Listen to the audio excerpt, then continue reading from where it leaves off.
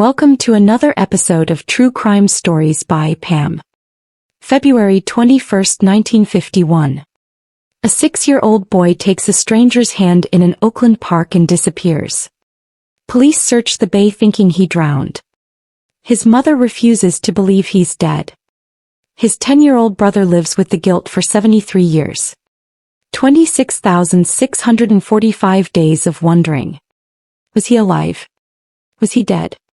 Did he suffer? The case goes cold. The trail goes dead. Everyone gives up. Except one woman who takes a DNA test in 2020 just for fun. What that DNA test revealed triggered a race against time. Because the brother who never stopped searching is now on his deathbed. And somewhere across the country, a man is living a normal life as a grandfather, a retired firefighter, a war veteran. He has no idea he's a stolen child. No idea his real family has been searching for him for 7 decades. No idea that his entire identity is a lie. I am Pam and this is the story of the boy with the green bandana. The 73-year mystery that should have been impossible to solve. Stay with me because the ending will leave you speechless. Let me take you back to 1951. To understand how a child could vanish in broad daylight and never be found, you need to understand that world. There was no Amber Alert system. That wasn't created until 1996. There was no National Crime Information Center. That didn't launch until 1967. In the 1950s, hundreds of thousands of missing persons reports were filed annually, but records were strictly local. If a child crossed a county line, they effectively ceased to exist to the local police. They had no way to connect the dots. It's a sunny afternoon at Jefferson Square Park in Oakland. 10-year-old Roger Albino is watching his 6-year-old brother Luis play. Their mother Antonia brought them here from Puerto Rico just 1 year ago, searching for a better life. The boys speak Spanish at home but they're learning English at school. Roger is protective of his little brother. He's supposed to keep him safe. In about 5 minutes, Roger will fail at that job. And he'll spend the next 73 years punishing himself for it. A woman walks up to the boys. She's wearing a bandana on her head. Witnesses will later disagree on the color. Some say green. Some say red. But everyone agrees on what happens next. She speaks to them in perfect Spanish. And in 1951, before stranger danger became a household phrase, children were taught to respect adults. Especially adults who spoke their language. The woman smiles warmly. Would you like some candy? It wasn't just candy she was offering. It was trust. Connection. Safety. Luis looks at Roger with excited eyes. Roger is confused. Should they go with this woman? She seems nice. She speaks Spanish like their mother. Maybe she knows their family. The woman holds out her hand to Luis. Come with me, she says gently. I'll buy you candy. Luis, innocent and trusting, takes her hand. Roger starts to follow them. But the woman says something sharp to Roger. Something that makes him stop. Something that makes him turn back toward the park. And just like that, Luis is gone. 5 minutes. That's all it took. 5 minutes to destroy a family forever. When Antonia realizes Luis is missing, panic sets in. She runs through the park screaming his name. Luis, Luis. Other parents join the search. Someone calls the police. Within an hour, Jefferson Square Park is swarming with searchers. Police officers. Soldiers from the Oakland Army Terminal. Coast Guard members. City employees. Everyone available shows up to search for a missing 6-year-old Puerto Rican boy. They search every inch of the park. They search San Francisco Bay, fearing he wandered to the water and drowned. 4 days the search continues. Boats drag the bay. Divers go underwater. They find nothing. No body. No clothes. No evidence. Luis has simply vanished. The story makes headlines across California. Newspapers print his photo. Radio stations broadcast descriptions. But no one sees him. No one knows where he is. And the only witness to what actually happened is 10-year-old Roger. And nobody believes his story about a woman with a bandana speaking Spanish and luring Luis away with candy. Sounds like a fairy tale. Like something from a nightmare. The police think Roger is lying or confused or blocking out something terrible he did. The police interrogate Roger again and again. Their questions aren't gentle. They're accusatory. Are you sure that's what happened? Maybe you and Luis were fighting. Maybe you pushed him and he fell in the water and you're scared to tell the truth. Roger is just a little boy. He's terrified. His brother is missing and now these adults with badges are making him feel like it's his fault. Roger sticks to his story. A woman took him. I saw it. But the more he says it, the less they believe him. This interrogation plants a seed of guilt in Roger that will grow for 73 years. Deep down, Roger starts to believe it is his fault. He was the older brother. He was supposed to protect Luis. And he failed. He let a stranger take his baby brother. He didn't fight back. He didn't scream for help. He just stood there and watched Luis walk away. For the rest of his life, Roger will replay that moment over and over. What if I had grabbed Luis's other hand? What if I had run after them? What if I had screamed? Could I have saved him? As weeks turn into months, the trail goes completely cold. Every tip leads nowhere. Every reported sighting turns out to be a different child. The police start preparing Antonia for the worst. We believe your son drowned, they tell her. We just haven't found the body yet. But bodies don't always surface. Sometimes the bay keeps its secrets. But Antonia refuses to accept this. A mother knows, she insists. My son is alive. I can feel it. I would know if he was dead. The police don't understand Antonia's certainty. They think she's in denial. They think she can't accept the truth. But Antonia knows something they don't. She doesn't have proof. She doesn't have evidence. But she has a mother's instinct. And that instinct is screaming that Luis is alive somewhere. Scared maybe. Confused maybe. But alive. So while the police close their files and move on to other cases, Antonia begins what will become a 54-year vigil. 54 years of waiting. Hoping. Searching. Never giving up. Let me show you what 54 years of hope looks like. 1960. Luis has been gone 9 years. America elects JFK. Antonia still visits the Oakland Police Department weekly asking for updates. 1969. Luis has been gone 18 years. We land on the moon. Antonia travels to Puerto Rico searching for Luis. She finds nothing. 1975. 24 years. Vietnam War ends. Both Roger and Luis served in that war on opposite sides of the country, never knowing they had a brother also in combat. 1991. 40 years. The internet goes public. Antonia learns to use email hoping Luis might see her messages. Still nothing. 2001. 50 years. The Twin Towers fall. Antonia is now 88 years old. She still keeps Luis's photo on her wall. Still sets an empty chair at family dinners. Still carries that newspaper clipping from 1951 in her wallet. The paper is soft as cloth now from being touched so many times. Other family members gently suggest it's time to let go. Time to accept that Luis is gone. But Antonia won't hear it. Can't hear it. He's alive, she insists. My son is alive. And someday he'll come home. She never stopped believing.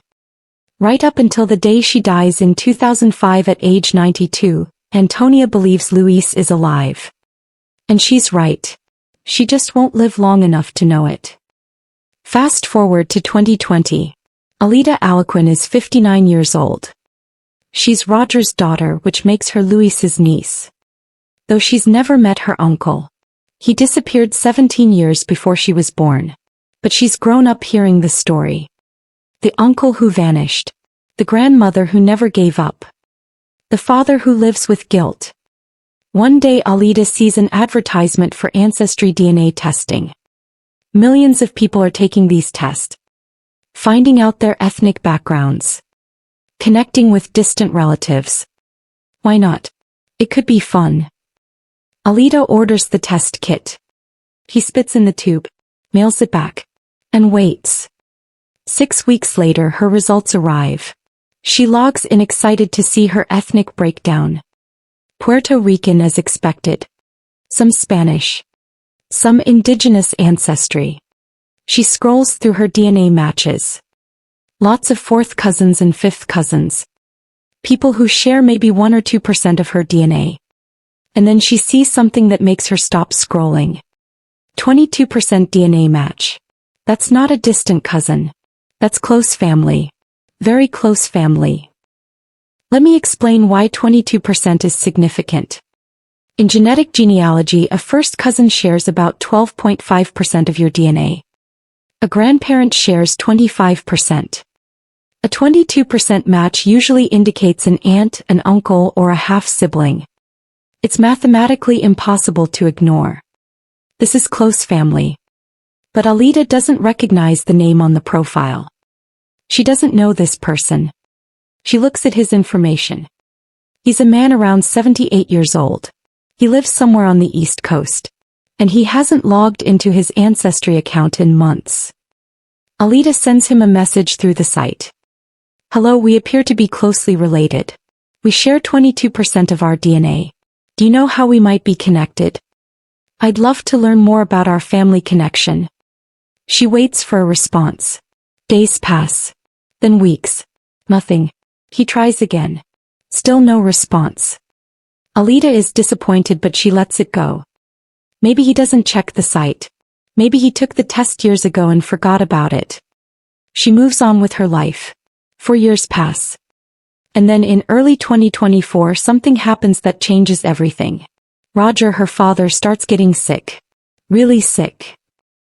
Roger is 83 years old now. He's not doing well.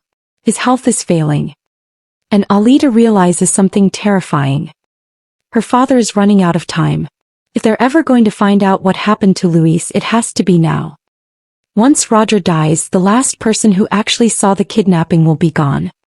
The last witness. The last connection to that day in 1951. And that's when Alida remembers the DNA match from 4 years ago. That 22% match that never responded. What if that's Luis? Alida goes back to her Ancestry account. She pulls up the match. She stares at the profile. The age is right. Luis would be about 79 years old now. This man is 78. Close enough. The location is East Coast. Police always suspected Luis was taken out of California. And that 22%. Uncle or half-sibling. What if this is him? What if after 73 years, the answer has been sitting in a DNA database this whole time? Alida makes a decision. She's going to find out who this man is. And she's going to do it fast. Because her father is dying. And he deserves to know the truth before he goes. Alida and her daughters become detectives. They start with the name on the DNA profile. They search public records, social media, obituaries, property records, anything they can find online. They build a profile of this man. He lives on the East Coast. He's a retired firefighter. He's a Vietnam War veteran. He served in the Marines. He has children and grandchildren. He seems like a completely normal person living a completely normal life. Nothing about him screams stolen child. But Alida can't shake the feeling. The math doesn't lie. 22% DNA match means close family. So she takes it a step further. She goes to the Oakland Public Library and requests the microfilm archives from February 1951.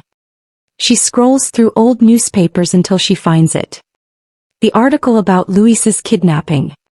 6-year-old snatched from Oakland Park in broad daylight. And there's a photo. A picture of 6-year-old Luis and 10-year-old Roger standing together before everything changed. Alida stares at little Luis's face. Then she pulls up photos of the East Coast man on her phone. She compares them side by side. The eyes. The shape of the nose. Oh my God. It's him. It has to be him. March 2024. Alida walks into the Oakland Police Department carrying a folder full of evidence. Newspaper articles from 1951.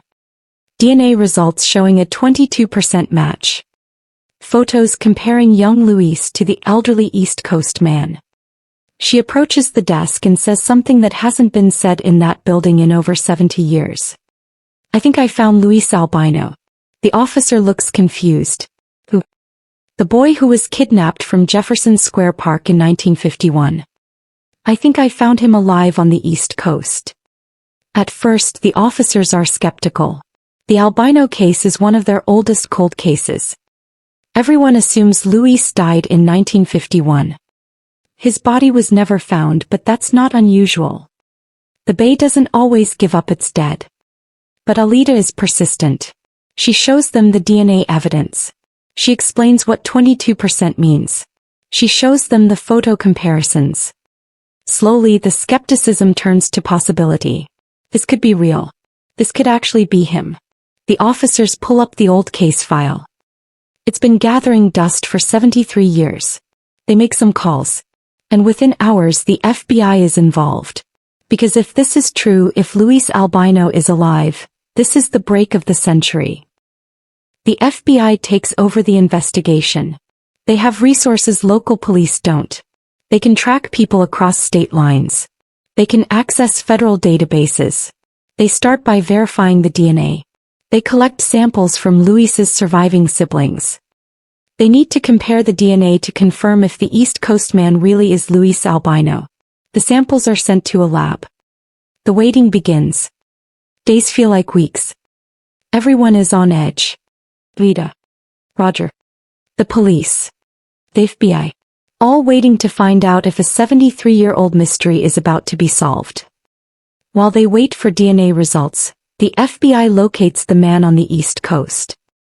They don't approach him yet. They watch. They verify he is who the records say he is. And then one day FBI agents knock on his door. When he answers, they show their badges. We need to talk to you about your identity. The man is confused. Concerned. My identity? What about it? The agents explain as gently as they can. We have reason to believe you may have been kidnapped as a child in 1951. We believe your real name is Luis Armando Albino. The man stares at them. What? No, that's impossible. I know who I am. My parents raised me. But even as he says it, something shifts in his eyes. Because everyone has gaps in their memory. And this man has always had questions he couldn't answer. June 20th, 2024. The DNA results are ready. FBI agents and Oakland investigators gather at Alida's home. This is the moment. This is when they find out if 73 years of searching was worth it. One of the investigators opens the folder. He looks at the family gathered in the living room. The DNA results are back, he says. And it's a conclusive match. The man on the East Coast is Luis Armando Albino. You found him. After 73 years, you found him. The room erupts. Alida is crying. Her mother is crying. They're hugging each other and sobbing. We found him. Oh my God, we actually found him. But there's no time to celebrate yet. Because Roger is in the hospital. He's been admitted with complications. His health is declining rapidly. They need to tell him. They need to let him know that after 73 years, his little brother has been found alive. The race against time is reaching its final lap. They call the hospital. Roger is awake. They can visit. Alida and her mother rush to the hospital to tell Roger that the impossible has happened. That Luis is alive. That the guilt he's carried for 73 years was never deserved. That he's about to see his little brother again. Roger is in his hospital bed when Alida walks in. That she says. Her voice is shaking. We found him. We found Uncle Luis. He's alive. Roger stares at her. He's heard these words before over the decades. False leads. Mistaken identities. Dead ends. But something in Alida's face tells him this time is different. Are you sure? He asks. His voice is barely a whisper. Yes, Alida says. For sure. The DNA matches. The FBI confirmed it. Luis is alive. He's been living on the East Coast this whole time. He has a family. Kids. Grandkids. He became a firefighter and a Marine. He's alive, Dad. Your little brother is alive. Roger closes his eyes. Tears stream down his face. For 73 years he's carried the weight of that day. The guilt of not stopping the woman. The shame of not protecting his little brother. And now, at the end of his life, he finally knows. Luis didn't die. Luis didn't suffer and drown alone in the bay. Luis lived. He had a life. A good life by all accounts. Roger opens his eyes and looks at his daughter. I want to see him, he says. Before I die, I need to see him. I need to tell him I'm sorry. Alida squeezes her father's hand. You will, Dad. He's coming. Luis is coming home. Imagine being Luis in this moment. You're 78 years old. You've lived a full life. You served your country. You saved lives as a firefighter. You raised children. You have grandchildren. You know who you are. And then FBI agents show up at your door and tell you that everything you know is a lie. The people you called mom and dad weren't your parents. They stole you. Or someone stole you for them. Your real name isn't what you've been called for 78 years. Your real family has been searching for you since 1951. Your real mother died never knowing you were alive. Your real brother has been living with guilt for 7 decades thinking he failed to protect you. Luis is devastated. He's angry. He's confused. He's grieving. Because learning you were kidnapped as a child means grieving for the life you should have had. The mother you never knew. The siblings you never grew up with. The family gatherings you missed. The identity you lost. But it also means questioning the life you did have. Did the people who raised him know he was stolen? Were they complicit in the kidnapping? Or were they victims too lied to by whoever gave them this child? Luis will never know. The people who could answer these questions are all dead now. The woman in the bandana. The couple who raised him. They took their secrets to the grave. June 24, 2024. Just 4 days after learning the truth, Luis boards a plane to Oakland, California. The FBI and Oakland Police Department are paying for everything. His flight. His hotel. Everything. Because this is more than a case to them now. This is history. This is a miracle. Luis sits on the plane staring out the window. He's terrified. He's about to meet people who have known about him his entire life while he had no idea they existed. What if they're disappointed? What if he's not the person they hoped he'd be? What if they can't accept that he lived 78 years as someone else? But Luis also feels something unexpected. A strange pull. Like a string attached to his heart tugging him toward California. He doesn't remember Oakland. He doesn't remember being 6 years old in that park. His earliest clear memories are from his childhood on the East Coast with the people he called mom and dad. But somewhere deep in his brain, buried under 73 years of other memories, maybe something remembers. Maybe some part of him recognizes that he's going home. Not to the home he's lived in for decades, but to his first home. His original home. The home he was stolen from. Luis walks through the airport terminal in Oakland. His heart is pounding. He's looking for people he's never met but who are his family. And then he sees them. A group of people holding a sign with his name on it. Not the name he's used for 78 years. His real name. Luis Armando Albino. He walks toward them slowly. And then a woman steps forward. He's crying. Luis, she says. Uncle Luis. I'm Alida.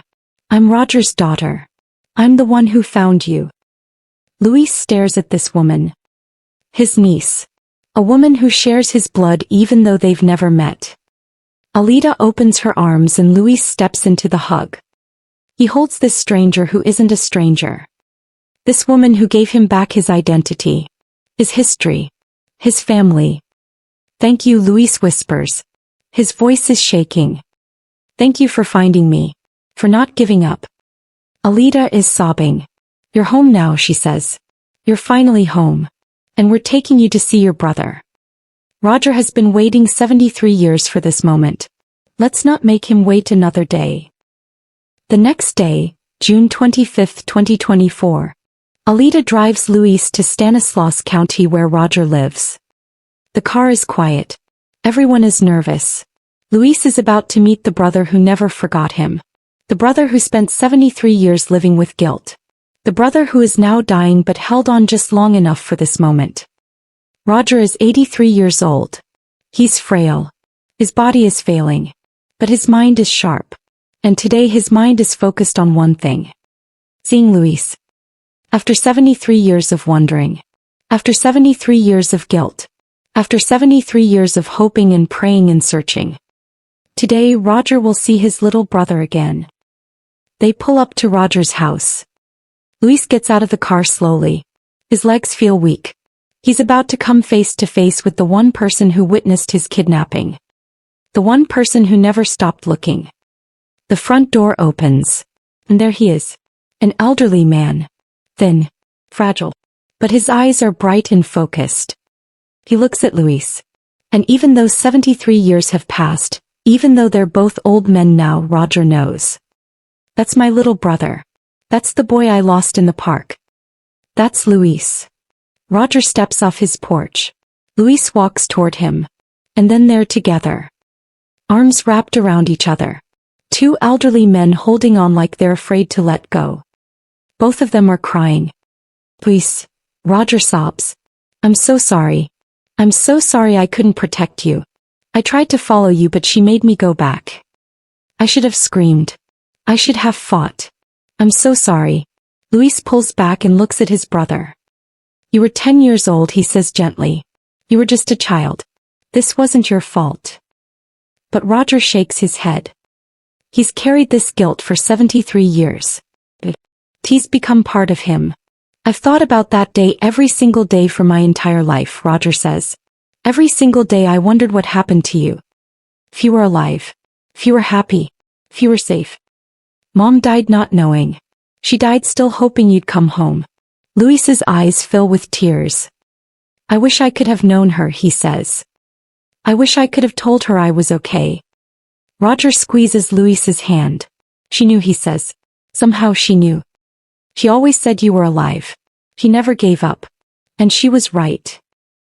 Roger and Luis go inside and sit down. And they talk.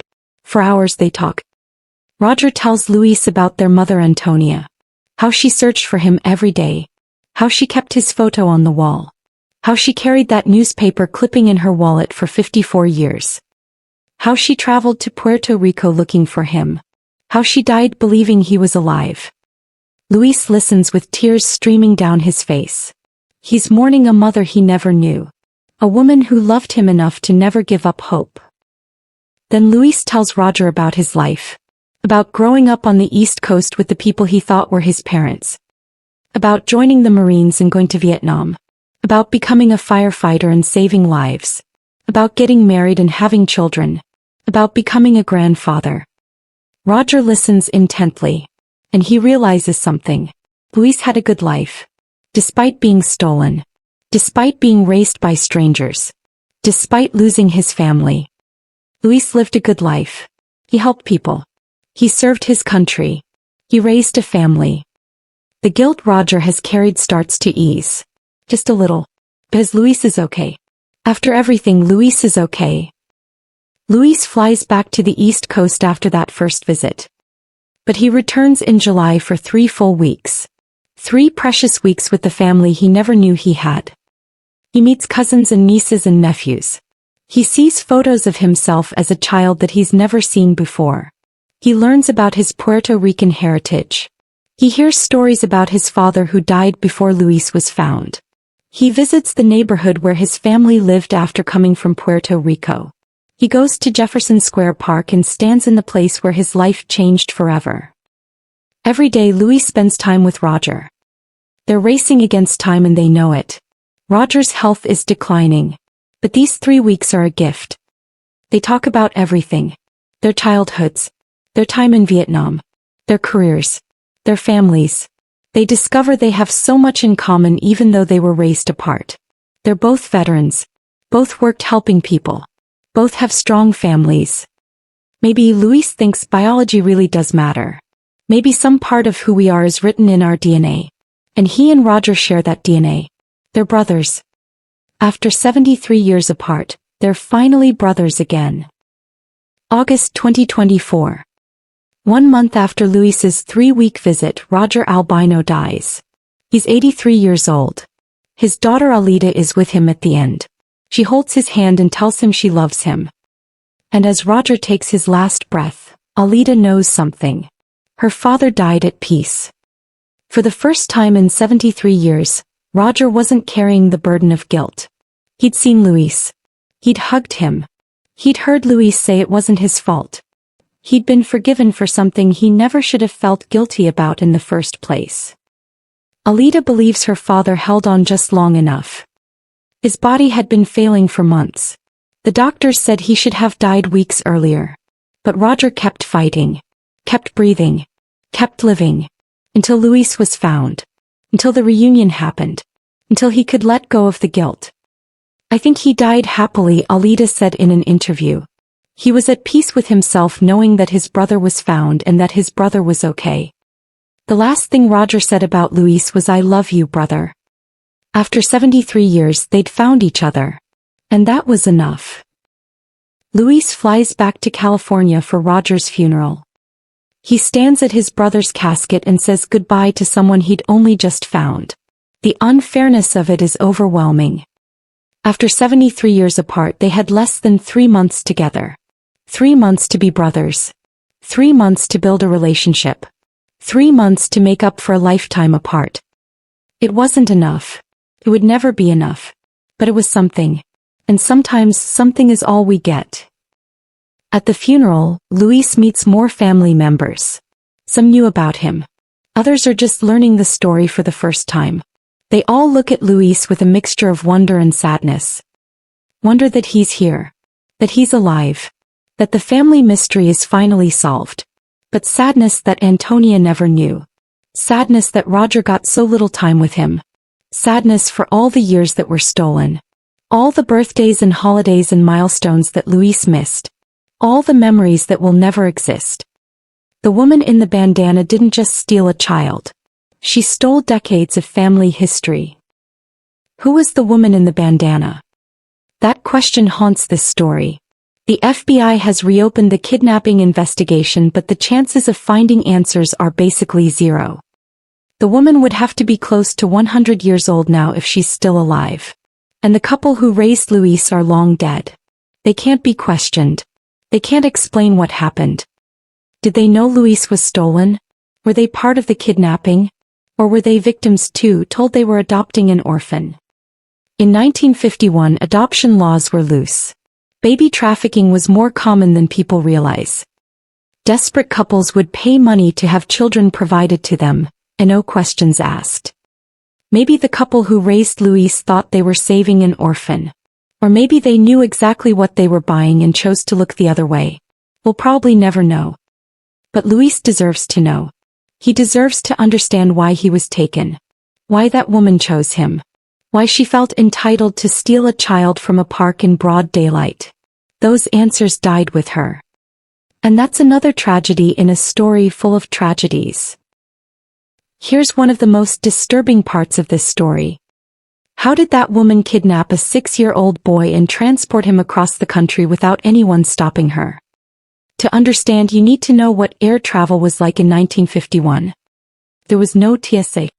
No security checkpoints. No ID requirements for children. You bought a ticket and walked onto the plane. That's it. In 1951, over 17 million people flew commercially. And checking IDs for children wasn't standard practice. So this woman could have walked into an airport with Luis, bought 2 tickets and boarded a plane to the East Coast. No one would have questioned it. A mother traveling with her son. Perfectly normal. But what about Luis crying? What about him asking for his real mother? Unless the woman drugged him. Giving children sedatives for travel was actually common in that era. Or maybe she told him a convincing lie. Your mother is sick. We're going to see her. If you're not good, we can't go. And a scared 6-year-old would do what he was told. However she did it, it worked. Luis arrived on the East Coast. And he disappeared into a new identity for 73 years. Luis is now living between two worlds. He has the family he raised on the East Coast. His children and grandchildren who have always known him by a different name. They're struggling to process this too. Their father, their grandfather, is suddenly someone else. His whole identity has changed. And then there's his California family. Nieces and nephews and cousins who welcome him with open arms. Who want to know him. Who want him to be part of their lives. Luis is trying to honor both families. Both identities. But it's not easy. Luis has started learning Spanish again. He'd spoken it as a child but forgot it over the decades. Now he's relearning his first language. He's learning about Puerto Rican culture. About his mother's side of the family. He's connecting with relatives. But he's also trying not to erase the 78 years he lived as someone else. That life was real too. Those relationships matter too. Luis is figuring out how to be both people at once. The stolen boy from Oakland. And the man who lived a full life on the East Coast. Both are true. Both are him. Everyone who knew Antonia Albino says the same thing. He always knew Luis was alive. Even when police told her he probably drowned. Even when decades passed with no leads. Even when everyone else gave up hope. Antonia kept believing. She kept his photo on her wall. He kept that newspaper clipping in her wallet. She sat an empty chair at family dinners. She never stopped waiting for him to come home. And she was right. Luis was alive the whole time. Living a good life. Raising a family. Just like she'd hoped. The tragedy is that Antonia died 19 years before Luis was found. She never got the closure she deserved. Never got to hug her son one more time. Never got to meet his children and grandchildren. Never got to say the words she'd been holding for 54 years. I knew you were alive. I never stopped believing. I never gave up. But Luis knows now. He knows his mother searched for him every day. He knows she loved him enough to never stop hoping. And in some way maybe Antonia does know. Maybe wherever she is she finally has peace. Her boy came home. Just too late for her to see it. None of this would have happened without Alida Alaquin. She's the hero of this story. He took a DNA test on a whim. She saw an unusual match and didn't ignore it. When the person didn't respond, she didn't give up. 4 years later, when her father was dying, she went back to that match. She investigated. She researched. She went to the library and found old newspapers. She connected the dots. She went to the police with evidence. She convinced them to reopen a 73-year-old cold case. She made this reunion happen. Alida didn't do this for recognition. She did it for her grandmother who died hoping. She did it for her father who lived with guilt. She did it for an uncle she'd never met but always wondered about. She did it because family matters. Because the truth matters. Because closure matters. If you're watching this and you've taken a DNA test, check your matches. Look at the unusual ones. The ones that don't quite make sense. You might be the key to solving someone's mystery. You might be the person who brings someone home. Like Alida did. You might change lives. So let me bring this full circle. On February 21, 1951, a 6-year-old boy named Luis Armando Albino took a stranger's hand in an Oakland park. For 73 years his family wondered what happened to him. His mother died never knowing. His brother lived with guilt for 7 decades. And Luis himself lived an entire life unaware he'd been stolen. He became a Marine, a firefighter, a father, a grandfather, all under a different name, all while a family in California searched for him. In 2020, a niece took a DNA test for fun. In 2024, that DNA test solved a 73-year mystery. Luis and Roger reunited. 2 elderly brothers hugging. Crying. Saying words they'd waited a lifetime to say. Roger died 2 months later, finally at peace. Luis is still processing his dual identity, still connecting with his California family, still trying to understand who he really is. And the woman in the bandana? She's probably dead, her secrets buried with her.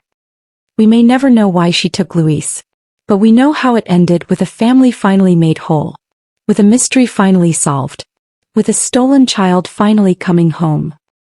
Before you go, I need you to understand something. There are thousands of cold cases like this. Thousands of families still searching. Thousands of people who might be living under false identities without knowing it. DNA technology is solving cases that were thought impossible. If you're interested in genealogy, consider taking a DNA test. You might help solve a mystery. And if you have unusual matches that don't make sense, investigate them. You could be the next Alita. You could bring someone home. If this story moved you, hit that like button. Kindly subscribe to True Crime Stories by Pam for more incredible cases. Share this video. Help spread Luis's story. Let people know that it's never too late for closure. It's never too late for the truth. And leave a comment. Tell me what you think. How did that woman get away with it? Should there be more resources for solving these old cases? And most importantly, never give up hope. Because Antonia Albino never gave up. And 19 years after her death, she was proven right. Her son was alive. And he finally came home. Thank you for watching. I'm Pam. And remember, the truth always come out always. Sometimes it just takes 73 years to find it.